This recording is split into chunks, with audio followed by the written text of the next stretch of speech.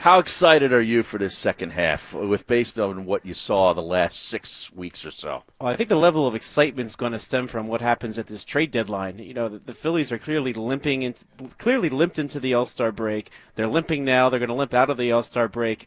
What's really going to make a difference is what they can do with this trade deadline. They might deadline. be dead in the next 10 days. You know, that's the worry because, today is July 11th, so it means we have 20 days until the July 31st trade deadline, which is now the lone trade deadline. Right. You can't pull a Jamie Moyer out of the air at the end of August anymore. So the Phillies have a lot to do right now in the next 3 weeks, less than 3 weeks.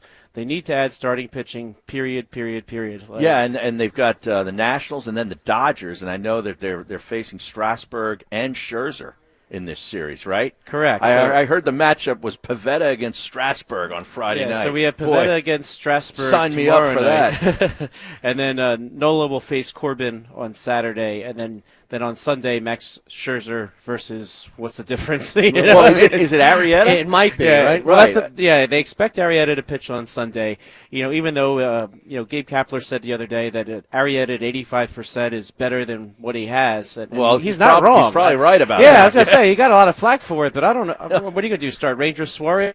Right. I mean, he's really the next option or the next man up if you're looking inside. So you're really, they needed some starting pitching desperately, even ahead of the All-Star break, ahead of Jake Arrieta getting hurt. Mm-hmm. Now they really need to get two pitchers because you don't know what Arrieta is going to give you down the stretch, and you're still starting Vince Velasquez, which okay.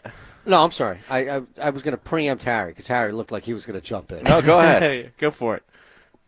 Aren't we at a point right now where you're just patching together, not even like you're patching together with like, what was that poor man's duct tape? It's like duck. It's not duct tape. It's D-U-C-K. I mean, why not just start selling off, moving a guy like Franco or Hernandez if there's any value, and just start preparing for next year? What are you really holding on to this year outside of saving 20 to 25,000 people calling up or texting radio stations saying, fire everybody, fire Klentak? I mean, what else are you holding on to? Well, I think the real motivation for having to win this year is not the money they spent on Bryce Harper. It's not the money on Andrew McCutchen, not the money on David Robertson, but it was the talent that they gave up to get JT Realmuto in here.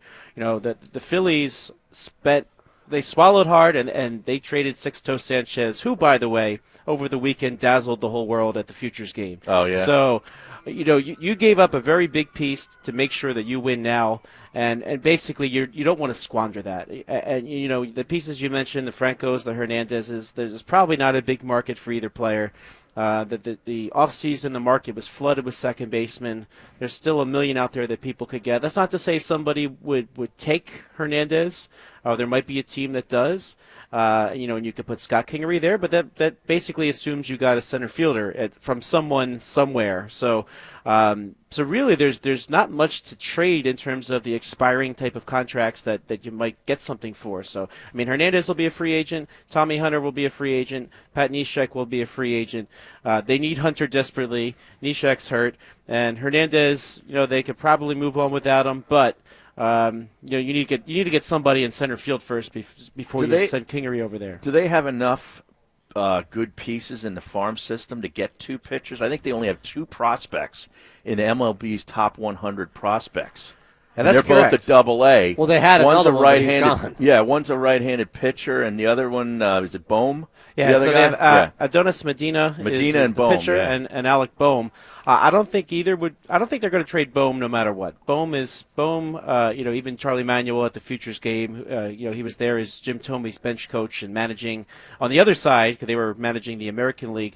But he said, Alec Bohm is a guy that's going to be a big time major league bat, and the Phillies could have him at third base as soon as next year. So, oh wow! So they're not giving up on him. Yeah, you can't give up on that. You need that because they're going to need a third baseman. They need a third baseman, and they're hoping he'll be that. It could be sooner than later. So it could be a situation where he goes into spring training competing with some veteran, and that veteran, ultimately, or one of those things where he stays in the minors for 6 weeks until he gets the extra year of control, and he comes up. Yep. So you'll see Bohm soon. I don't think he's going anywhere. Medina, depending on who you ask, the club could consider moving, but I think that would have to be a situation that will land you a piece that's a controllable piece for multiple years. I don't know that there's a player out there that would fit that definition right now. Yeah. One player I've mentioned a lot and wrote about again today on 97.3 ESPN.com is Matthew Boyd of the Detroit Tigers, who's a lefty starter. Seemed to really come into his own this year. He's got 2 more years of control after this. So I think if the Phillies are going to trade an asset, it'll be for somebody like him. You don't want to trade, say, Adam Haseley or Mickey Moniak. You can kind of spare one of those two because they're both center fielders.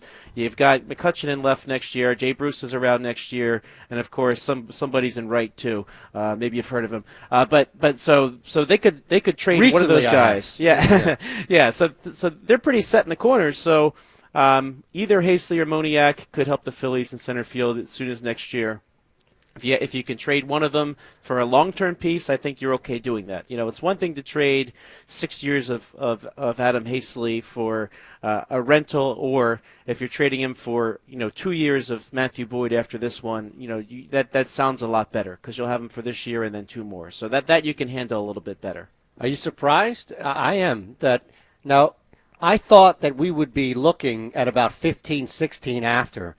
For me, at least, itching to move on. No, you're not. You're riveted to this. Well, it's everything to do with the answers. Right. Very little to do with the questions. Exactly. That's all I'm saying. Well, see, that's the art of this show, is we make every guest look like they know a hell of a lot more about whatever than us. Just by sitting next to us. Exactly. Okay. Yeah.